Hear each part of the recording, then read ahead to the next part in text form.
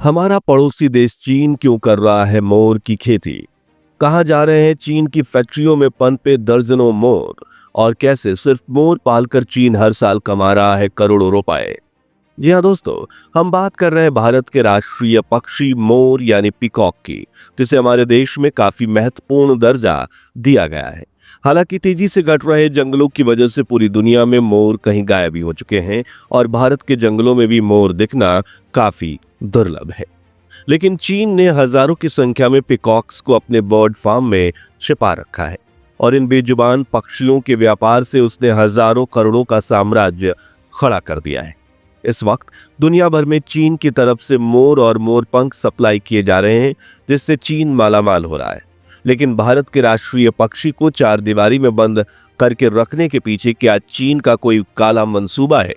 चीनी फैक्ट्री में कैसे की जाती है पिकॉक फार्मिंग और इन फॉर्म्स में रहने वाले मोर जब बड़े हो जाए तो उनके साथ क्या किया जाता है, जानेंगे इस आंख खोल देने वाली वीडियो में। लेकिन उसके पहले प्लीज आप वीडियो को लाइक और चैनल को सब्सक्राइब कर लीजिए। दोस्तों, जब भी प्रकृति के नियमों से छेड़छाड़ करने की बात आती है तो दुनिया की सोच जहां खत्म होती है वहां से चीन की सोच शुरू होती है।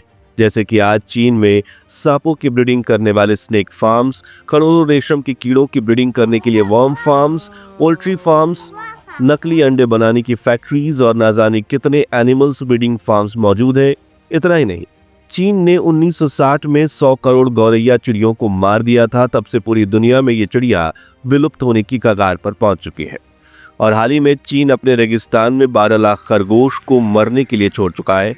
और अब चीन के जिस सीक्रेट बिजनेस से पर्दा उठा है उसके बारे में जानकर पूरी दुनिया के पैरों तले जमीन खिसक गई है। हम बात कर रहे हैं पीकॉक फार्मिंग की। आसान शब्दों में कहें तो मोर पकड़कर उन्हें चार दीवारों में कैद करना, उनसे ब्रीडिंग करवाकर मोर पैदा करवाना। लेकिन चीन के किसान पीकॉक फार्मिंग क्यों कर रहे हैं, चलिए जानते हैं। दोस्तों, सदियों से अपने अद्भुत पंखों के लिए मशहूर मोर जब बारिश में अपने पंख फैलाकर नाचते हैं तो देखने वाला व्यक्ति मंत्रमुग्ध हो जाता है। मोर पंख इतने खूबसूरत होते हैं कि आज तक हजारों फैक्ट्रीज में उनकी रेप्लिका यानी कृत्रिम नकल बनाने की कोशिश की गई, लेकिन कोई फैक्ट्री इसमें सफल नहीं हो पाई। और यही बात पीकॉक फेदर्स को रेयर बनाती है। और जब कोई चीज दुर्लभ होती है तो हम इंसान ऑटोमेटिकली उससे आकर्षित होने लगते हैं। इसलिए पिछले कुछ दशकों में मोर पंख को कलेक्ट करना इंसानों के लिए ऐसी ख्वाहिश बन गई है जिसकी कोई कीमत नहीं लगाई जा सकती।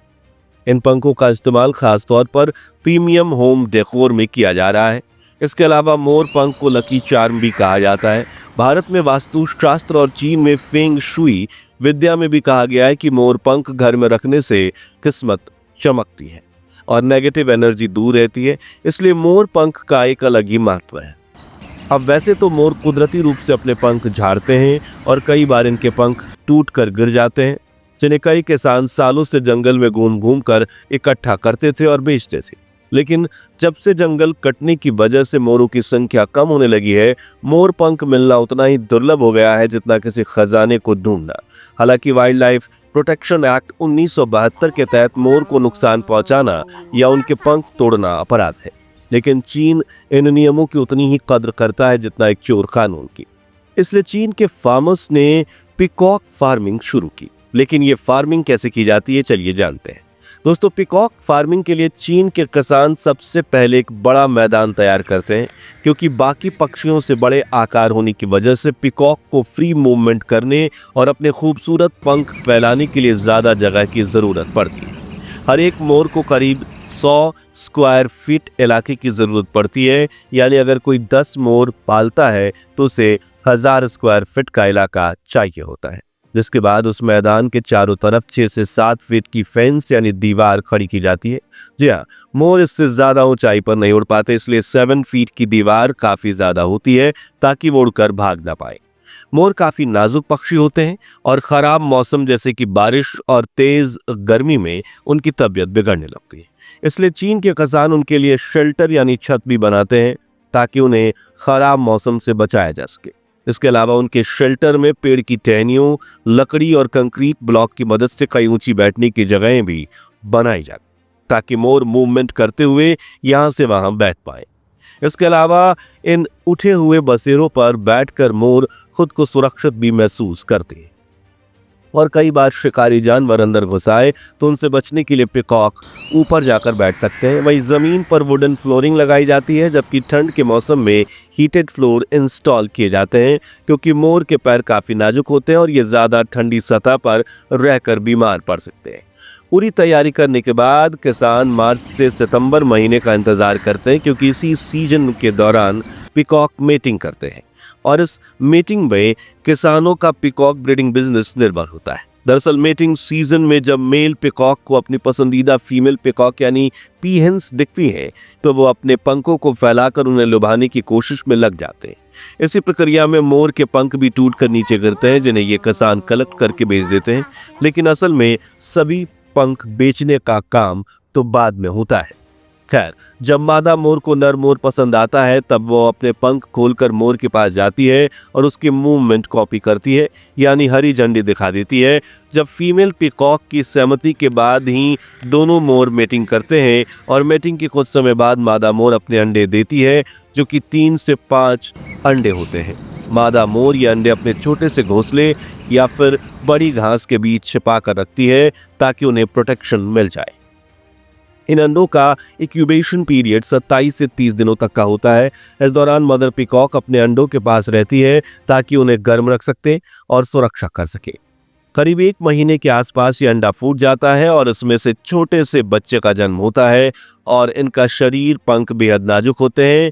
इन्हें पीचिक्स कहा जाता है और ये गाइडेंस से लेकर खाने की खोज तक अपनी मां पर निर्भर रहते हैं।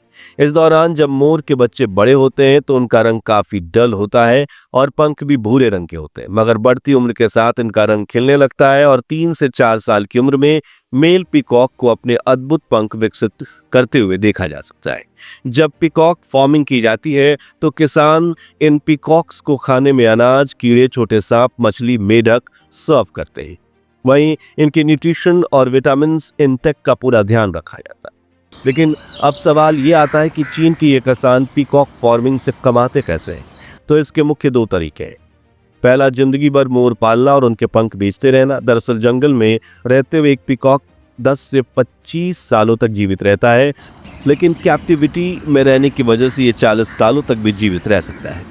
ऐसे में किसान मोर पालते हैं और हर मैटिंग सीजन में उनके गिरे हुए पंख कलेक्ट करते हैं। साथ ही आखिरी महीनों में उनके पकड़कर बड़े ही ध्यान से उनके बचे हुए पंख भी निकाल लेते हैं। हालांकि इस दौरान ये ध्यान रखा जाता है कि इससे मोर को कोई हानि ना पहुंचे। अगर ऐसा हुआ तो उनके नए पंख नहीं आएंगे। फिर भी इन पंखों को इंटरनेशनल मार्केट में महंगे दामों में बेच दिया जाता है, जिनका इस्तेमाल इंटीरियर डिजाइन, फैशन और कई फील्ड्स में होता है। दूसरा तरीका है मोर बेचना। जब मोर के चूजे का जन्म होता है तो उसे अगले 3 सालों तक उसकी मां के साथ रहने दिया जाता है। फिर जब उसके सभी पंख विकसित हो जाते हैं तो ये किसान उसे बेच देते हैं। फिर आगे दूसरे किसान उन्हें पालते हैं या फिर उनके पंख निकाल कर बेच देते हैं और मारकर मीट भी बेचते हैं। दरअसल मुर्गी और बतख की तरह मोर का मीट भी मांस मार्केट में नहीं बिकता, लेकिन कुछ शौकीन लोग पीकॉक मीट खाना पसंद करते हैं। हालांकि ये काफ़ी दुर्लभ होता है और खुशकिस्मती से इन पक्षियों को जल्दी नहीं मारा जाता, लेकिन हाँ, उन्हें ज़िंदगी भर पिंजरे में ज़रूर रखा जाता है और उनके अद्भुत पंखों को निकाल कर बेचा जाता है। आखिर में आपको बता दें कि पीकॉक फार्मिंग बिजनेस आज के समय में चीन और बांग्लादेश जैसे देशों में काफ़ी चलत में है। तो आज के लिए बस इतना ही।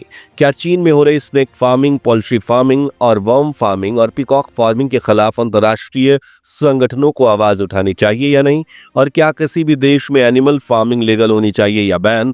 अपना ओपिनियन हमें कमेंट्स में ज़रूर बताएं। उम्मीद है आपको ये वीडियो अच्छी लगी होगी, तो हाँ, इसे लाइक और शेयर ज़रूर कीजिए और ऐसी रोचक वीडियोज़ के लिए हमारे चैनल को सब्सक्राइब करके पास वाली घंटी जरूर बजा दीजिए। जय हिंद, जय भारत।